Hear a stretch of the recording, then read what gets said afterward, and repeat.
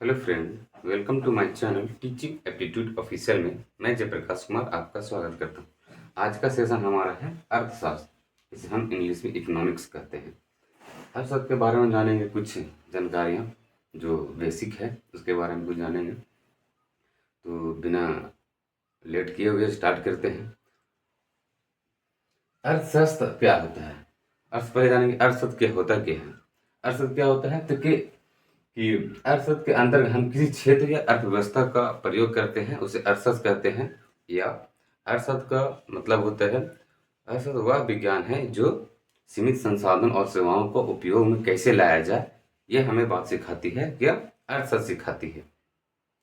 और इसके और जानते हैं, इकोनॉमिक्स कितने प्रकार होते हैं? तो दो प्रकार होते हैं, एक समष्टि और एक सूक्ष्म। इस समष्टि को हम क्या कहते हैं? माइक्रो कहते हैं। और सूक्ष्म को हम क्या कहते हैं? माइक्रो कहते हैं। तो जानेंगे समष्टि क्या है। तो समष्टि जब संपूर्ण आर्थिक गतिविधियों को अध्ययन करना क्या कहलाता है? तो समष्टि अर्थवत्ता है, या व्यापक या बड़ा क्या होता है? बड़ा को क्या कहते हैं? समष्टि। समष्टि का मतलब होता है व्यापक या बड़ा या माइक्रो। तो संपूर्ण गतिविधियों का अध्ययन करना ही उसे हम समष्टि कहते हैं। और माइक्रो में हमारा क्या हो जाएगा? माइक्रो का मतलब होता है सूक्ष्म। क्या होता है? सूक्ष्म। सूक्ष्म मतलब छोटा। जब कोई इकाई या व्यक्तिगत गतिविधियों का अध्ययन करता है उसे हम सूक्ष्म कहते हैं। जैसे हमारा परिवार हो गया, हमारे परिवार का गतिविधियों का अध्ययन करना, ये सूक्ष्म हो गया। और किसी कंपनी का हो गया, ये हो गया सूक्ष्म का। और हम समष्टि का जानेंगे, जैसे हो गया अध्ययन राजकोषीय नीति, राष्ट्रीय आय, या बहुत बड़ा मौद्रिक नीति हो गया। इस गतिविधियों का अध्ययन कर रहे हैं, हमारा समष्टि हो गया। आई होप आप लोग को समझ में आया होगा। अगला देखेंगे हम क्या है। अगला हमारा क्या है? अर्थशास्त्र के प्रकार। अर्थशास्त्र के प्रकार कितने होते हैं? तो तीन होते हैं। पूंजीवादी अर्थव्यवस्था, जिसे हम कैपिटलिज्म कहते हैं। और समाजवादी अर्थव्यवस्था, सोशलिज्म कहते हैं। और एक मिश्रित अर्थव्यवस्था, उसे हम मिक्स्ड इकोनॉमी कहते हैं। ठीक है, सबसे पहले जानेंगे पूंजीवादी अर्थव्यवस्था क्या होती है। ऐसी अर्थव्यवस्था जहां उत्पादन की साधन निजी क्षेत्र के पास हो। निजी क्षेत्र का मतलब प्राइवेटाइजेशन सेक्टर किया जाता है। जैसे यूएसए में प्राइवेटाइजेशन भी वहाँ पे बहुत ज़्यादा है, निजी क्षेत्रों के साधन बहुत ज़्यादा है वहाँ पे है। ऐसी अर्थव्यवस्था जहाँ उत्पादन के साधन और उत्पादन का निजी क्षेत्रों के हाथ में होता है, उसे क्या कहते हैं? पूंजीवादी अर्थव्यवस्था कहते हैं। जैसे हमारा इसका यूएसए हो गया, जापान हो गया। और इसका मुख्य उद्देश्य क्या होता है? अधिक लाभ कमाना। क्या होता है पूंजीवादी में? क्या होता है? अधिक उत्पादन करके और अधिक लाभ कमाना ही पूंजी अर्थव्यवस्था होता है। ऐसे भी हम लोग कर सकते हैं। समझ गए हैं क्या होता है पूंजीवादी अर्थव्यवस्था? ऐसी अर्थव्यवस्था जहां क्या साधन, किसी उत्पादन का साधन निजी क्षेत्रों के हाथों में होता है, उसे हम पूंजीवादी कहेंगे या कैपिटलिज्म कहेंगे। समझ गए। अगला हमारा है समाजवादी अर्थव्यवस्था, जिसे हम सोशलिज्म कहते हैं। इसमें है ऐसी अर्थव्यवस्था जहां उत्पादन के साधन राज्यों के हाथों में होता है। क्या?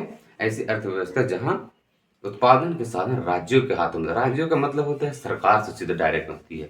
क्या होती है? सरकार से मतलब होता है डायरेक्ट, राज्यों के पास होता है। इसे हम नियोजित अर्थव्यवस्था भी कहते हैं। इसमें क्या होता है? मुख्य उद्देश्य क्या होता है? ज्यादा जोर दिया जाता है वितरण पर। वितरण पर ज्यादा जोर दिया जाता है इसमें।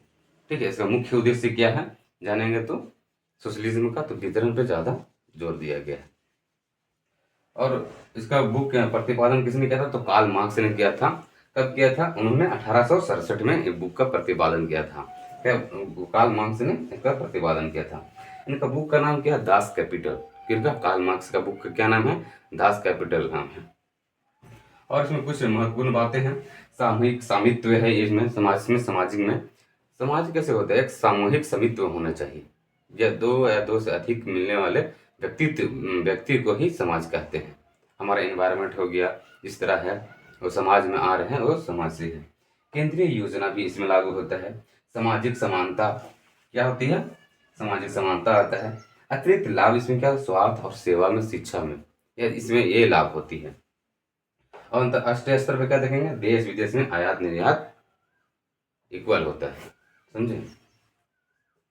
अगला देखेंगे हमारा सीमित संसाधनों का मतलब आप समझे, सीमित संसाधन जैसे अर्थ अथवा विज्ञान है जो सीमित संसाधनों व वस्तु और सेवाओं का उत्पादन करता है। सीमित संसाधन का मतलब होता है हिंट्स के माध्यम से समझे, जैसे आप किसी जॉब पे कर रहे हैं तो आपका वहाँ 30,000 का सैलरी मिल रहा है, वेतन मिल रहा है, तो आपका सीमित है कि 30,000 में आपको ये पूरा मंथली आपको यूज में उपयोग में लाना है। तो वही अर्थशास्त्र है कि जब आप सीमित संसाधनों का उपयोग में लाते हैं, वस्तुओं और सेवाओं का सीमित संसाधनों का उपयोग में लाते हैं, वही अर्थशास्त्र है। ठीक है, अगला हमारा है मिश्रित अर्थव्यवस्था। क्या है दोस्तों? मिश्रित अर्थव्यवस्था ऐसे अर्थव्यवस्था जहां पूंजीवादी और समाजवाद दोनों की विशेषताएं हों, या प्राइवेटाइजेशन और क्या गवर्नमेंटल दोनों इसमें विशेषताएं हो, उसे हम मिक्स्ड इकोनॉमी कहते हैं। जैसे हमारा मिक्स्ड इकोनॉमी भारत है। क्या है? भारत हमारा मिक्स्ड इकोनॉमी है। देखते हैं अगला हमारा है अर्थव्यवस्था का वर्गीकरण। क्या क्या होता है इसमें? विकसित अर्थव्यवस्था, अर्थ अल्प विकसित अर्थव्यवस्था और विकासशील अर्थव्यवस्था। विकसित अर्थव्यवस्था का मतलब क्या होता है? जहां विकास का उच्च स्तर हो, जिस देश का विकास का उच्च स्तर हो उसे हम विकसित देश कहते हैं या विकसित अर्थव्यवस्था कहते हैं। अल्प विकसित अर्थव्यवस्था क्या होता है? जहां जिस देश का विकास निम्न स्तर पर हो।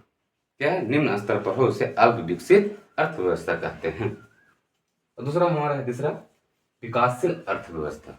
विकासशील का मतलब क्या होता है? विकास का जिस देश का विकास का उच्च स्तर का प्राप्त करने की कोशिश करता है। क्या? उच्च स्तर का कुछ भी, जैसे अर्थव्यवस्था में हो गया, शिक्षा में हो गया, उसे प्राप्त करने की कोशिश करता है, उसे हम क्या विकासशील कहते हैं। क्या कहते हैं दोस्तों? विकासशील का अर्थव्यवस्था कहते हैं।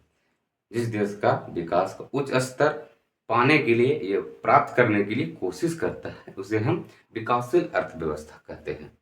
समझ गए आप लोग?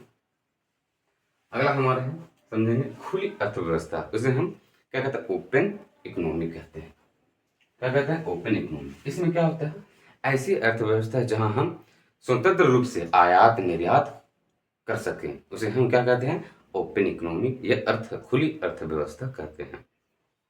इसमें क्या होता है? आयात और निर्यात का मतलब समझिए, ऐसे विदेशी विक्रेता जिससे हम कुछ खरीदते हैं, उसे हम उसे हम क्या कहते हैं? आयात कहते हैं। निर्यात कैसे करते हैं? ऐसी विदेशी विक्रेता हैं जिसे हम बेचते हैं, यहाँ से कुछ देते हैं, उसे हम निर्यात कहते हैं। समझ गए? आयात किसे कहते हैं? ऐसी विदेशी विक्रेता को हम कुछ उससे खरीदते हैं, ये क्या हो गया? हमारा आयात हो गया। निर्यात क्या हो गया? ऐसी विदेशी विक्रेता जो हम उसे चीज बेचते हैं, वह हमारा निर्यात हो गया। तो आप लोग को समझ में आया होगा कौन कौन सा देश है खुली अर्थव्यवस्था में हमारा।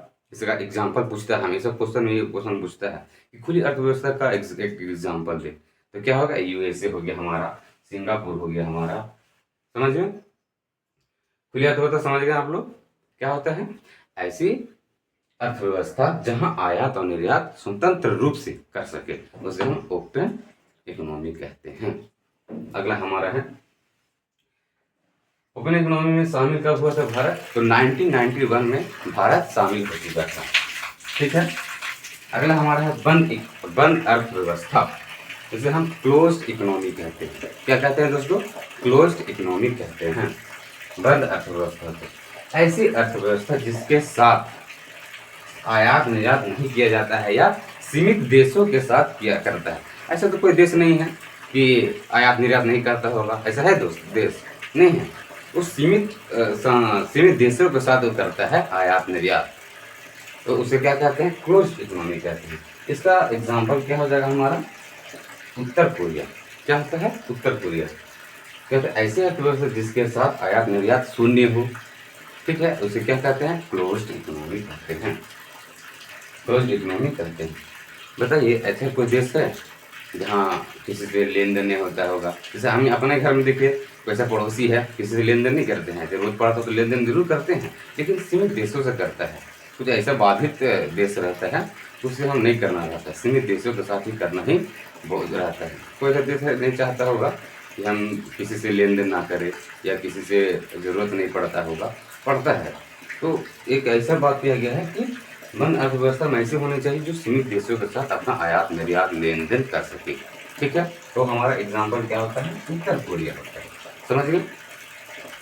और हमारा यहाँ एडम स्मिथ कुछ महत्वपूर्ण बातें जानेंगे। एडम स्मिथ ने धन का विज्ञान कहा है।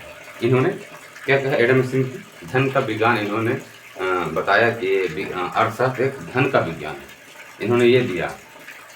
और अलग अलग अर्थशास्त्रियों ने अलग अलग अपना शब्दावली दिया कि क्या है अर्थशास्त्र, क्या है तो क्या दुर्लभता का नियम दिया। अर्थ दुर्लभता का संबंध किससे है, तो रॉबिन्सन से है। क्या है, अर्थशास्त्र में दुर्लभता का नियम किसने दिया, तो रॉबिन्सन ने दिया। और है मानव कल्याण संबंधी परिभाषा किसने दिया, तो कैनन ने दिया, मार्शल ने दिया और पीगू ने दिया। कई कई के अर्थशास्त्रियों ने कई कई अपना अपना मंतव्य दिया, अपना शब्दावलियाँ दिए। तो एडम स्मिथ के बारे में कुछ जानते हैं। एडम स्मिथ ने सन 1776 में एक अपना बुक पब्लिश किए थे, उसका नाम है an enquiry into the nation and causes of wealth of nation. इसे हम शॉर्ट में वेल्थ ऑफ नेशन भी कहते हैं, कहीं कहीं पूरा का नाम रहता है the an enquiry into the nation nature and causes of wealth of nation. ठीक है, और बुक के बारे में कुछ हम लोग जानेंगे कि अर्थशास्त्र बुक से क्या क्या जुड़ी जुड़ी बातें रहते हैं। इससे हमेशा कुछ ना क्वेश्चन वगैरह आते ही रहते हैं। तो हम लोग कुछ बुक के ऑथर का नाम भी हम लोग जान ले। तो क्या है इसमें, बुक का नाम नेचर ऑफ सिग्निफिकेशन। क्या है दोस्तों, nature of signification of economy of science. किसका लिखा हुआ है, तो रॉबिन्सन का लिखा हुआ है।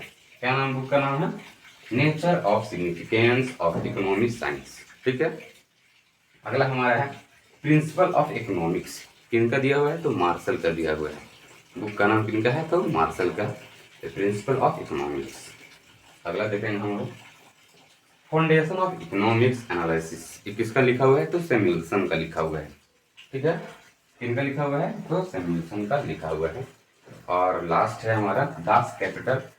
किनका लिखा हुआ है, तो कार्ल मार्क्स का लिखा हुआ है। इन्होंने 1867 में बुक का पब्लिश किया था। समझ गए। आई होप आप लोग का समझ में आया होगा। अर्थात ये बेसिक था और हम इसी तरह वीडियो को लाते रहेंगे। समझने के लिए बेसिक था और इससे बेहतरीन ढंग से बताने की कोशिश भी करूँगा। So thank you, all the best, thank you, जय हिंद।